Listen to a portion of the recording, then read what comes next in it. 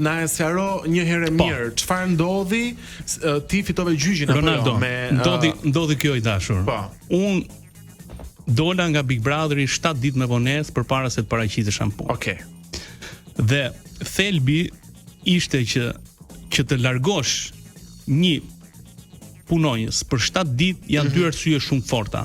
Okej. Ose ai person duhet të ketë shkaktuar një dëm ekonomik shumë të madh institucionit, Okej. ose ky person duhet ta ketë shkelur këtë procedurë apo këtë leje që ka marrë nga institucioni disa herë.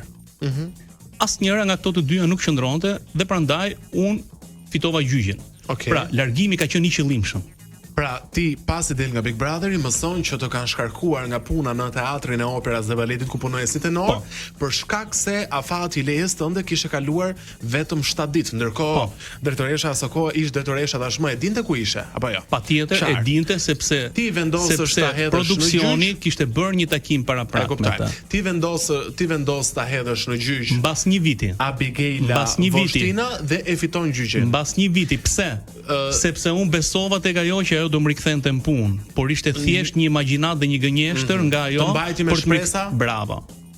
Dhe nuk më jepte asnjë dokument se si unë isha larguar nga puna, mënyrën dhe procedurën që kishte ndjekur ajo.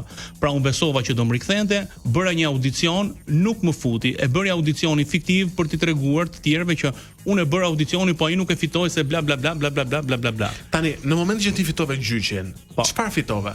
Rikthim të drejtën për të rikthyer, fitoi para, sepse neve nuk e fitojmë, me sa di unë, nuk fitojmë të drejtën për të rikthyer në punë, sepse neve nuk kemi status civil, por ne jemi pa status. Dhe unë fitova thjesht dëm shpërblim. Po gjithmonë kjo është pa rikthim në punë.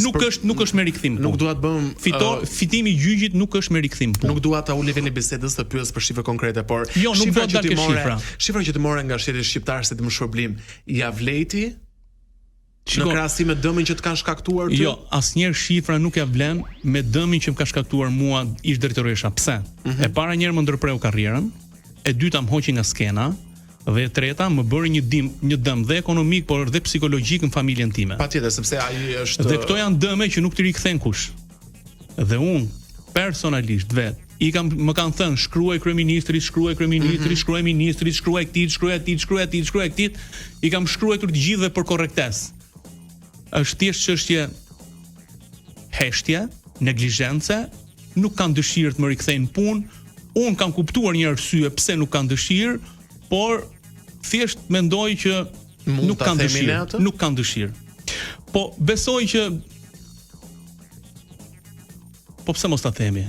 Arsyeja mund të jetë që Armaldoja është një person që tashmë ka një shikueshmëri shumë të lartë në Instagram, kam një vëmendje ndaj publikut dhe bëhet më i vëmendshëm akoma në një institucion shtetëror dhe nuk i jepet më vëmendje pjesës tjetër, por kur ai performon apo bën merr një vëmendje më të madhe. Mendoj unë se arsye tjetër nuk ka.